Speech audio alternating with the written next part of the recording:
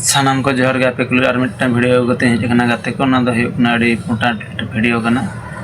तो नियो कोड़ा कुड़ी जुदी ओकोय नोआ उड़ीसा पुलिस सिविल पुलिस रे जुदी ओकोय चाकरी सनाज बना तबे फास्ट कॉल लाट धाबि नेल टाउन बे नोआ वीडियो जतना बन बड़ा दाड़या। तो नोआ नितो ओडी लगन उड़को लेकिन 2026 रेगे 4000 समथिंग पोस्ट। तो नुना मारा वैकेंसी तो तीस रे बाबा जामा ओनातिन ले दोहावन कना।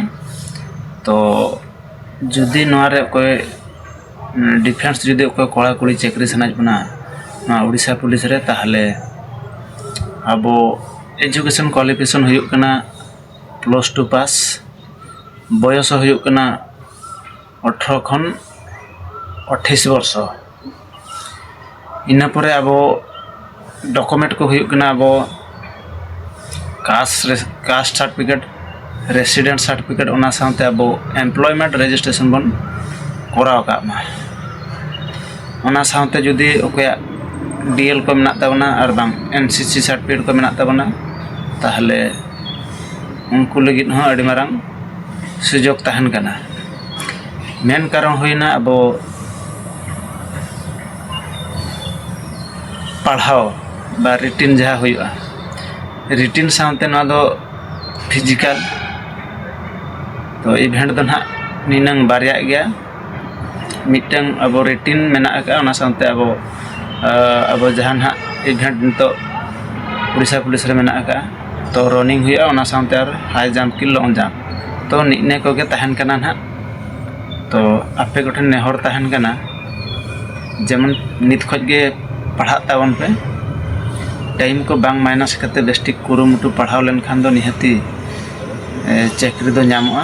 और जुदी नौका खामखेली वर्षो जाका जुदी नौका खामखेली रेबन ताहेना ताहले चाकरी नाम दो अड़ी कष्ट गया चेदा से नितो बन बड़ा गया झतो एग्जाम रे माइनस मार्किंग लगाव कना।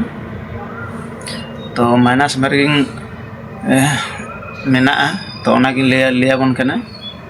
तो जुदी चाकरी सनाय बना तबे नित खन गे नोआ जहाँ तिनंग लई किया तो नोआ करे पूरा जतना बन रेडी ताबना ओना साथे नित खन गे फिजिकल और बांग अब रिटिन बखरा बन पढ़ा मा जुदी बन दाड़या कना ताहले कोचिंग मा बन आरो अडी बेटरवा चेदा से नुना मारंग चांस दो आर तीस बाबा जामा वर्ष को वर्ष नय बन नेले गया पूरा कंटिन्यू उड़गो कना।